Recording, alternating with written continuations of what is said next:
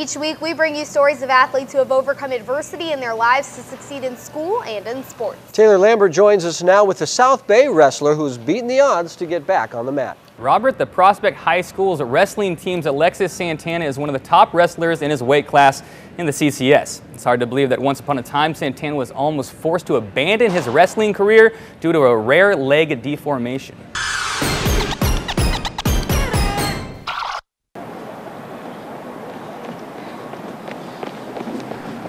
Alexis Santana has been wrestling for 11 years. He started when he was 6. It's in his blood.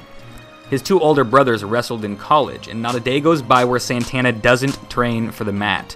But it's that same attitude, that same desire Santana used to overcome his life's most major obstacle, a rare malformation in his leg. Santana's doctor, Rohit Khosla from Lucille Packard Hospital, explains it further. A diagnosis called a verrucous hemangioma, and that's the medical term that we use, but essentially it's an abnormal collection of expanding and growing blood vessels. The doctor's diagnosis was in first grade, but as he got older, the growth became bigger and bigger, becoming visibly disfiguring, causing bleeding, and started to damage the healthy tissue surrounding the area, causing countless trips to the hospital for treatment. It was difficult on me and my parents and just pretty much everyone in my family. It was very strenuous. It took a lot of time. Yeah, it was very difficult for me, for the family, for my kids, and we stayed together.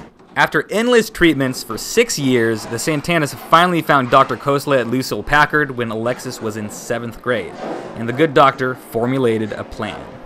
We had to remove that whole area of tissue all the way down to the bone. Given the size of this defect we created in his lower leg, we needed a large, robust piece of muscle, and one of the biggest muscles that we have to do these types of reconstructions comes from our upper back.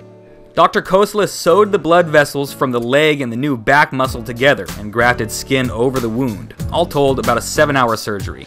A procedure Alexis doesn't exactly remember with fondness.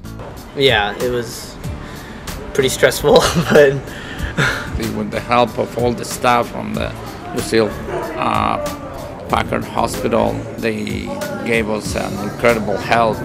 And Alexis Santana rehabbed like a madman, determined to get back on the mat.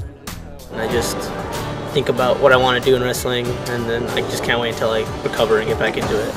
I think wrestling helped them to have the mental fortitude to overcome that. I didn't anticipate that he would become that caliber of an athlete, but he has certainly proved me wrong, and that's a wonderful accomplishment.